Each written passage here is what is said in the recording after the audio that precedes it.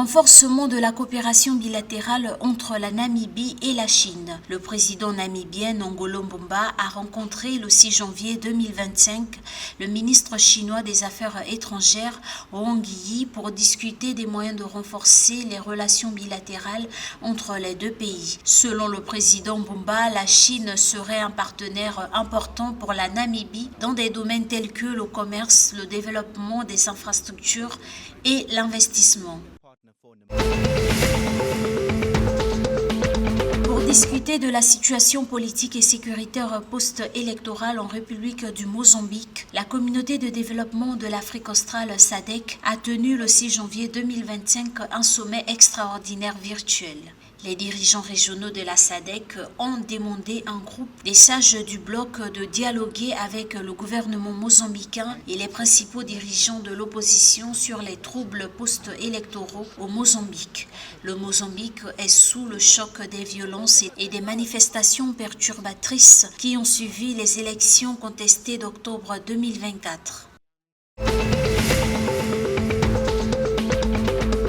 Au Zimbabwe, après avoir constaté l'incapacité des conseils à remplir leur mandat, le gouvernement a affirmé qu'il est en train de privatiser la fourniture des services publics, y compris l'eau potable. S'adressant le 6 janvier 2025 aux journalistes à Harare, la capitale, le ministre Daniel Garwe a déclaré que les modalités étaient déjà en cours pour régulariser le processus de privatisation. Outre la privatisation des services d'eau, le gouvernement va également privatiser tous les autres services tels que les systèmes de gestion des déchets solides et liquides afin de garantir que les cas de rupture de canalisation soient traités une fois pour toutes.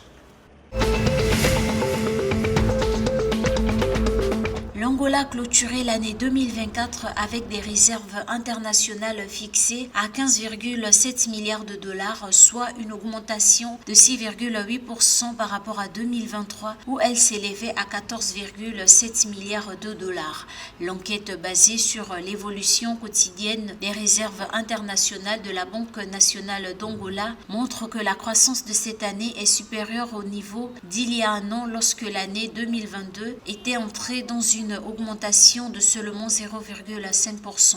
Au cours des 4 derniers mois, les réserves ont enregistré quelques fluctuations atteignant un minimum de 14,3 milliards de dollars le 19 décembre 2024.